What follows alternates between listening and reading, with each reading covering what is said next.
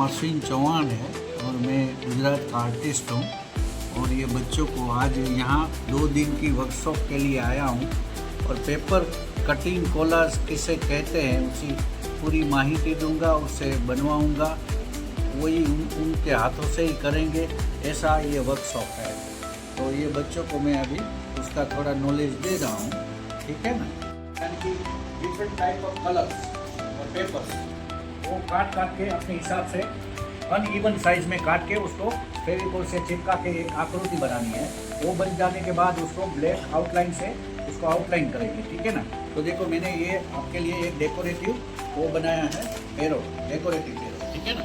ऐसे पहले आउटलाइन करके आपको ये कागज़ के ऊपर ड्राइंग कर लेना है, फिर उसकी आँखें वो वगैरह सीजर से अलग अलग पेपर कलर से काट के इसके ऊपर लगाना है। और इसका जो पूरा आउटलाइन है उसके बाहर नहीं निकलना चाहिए पेपर, ठीक है ना।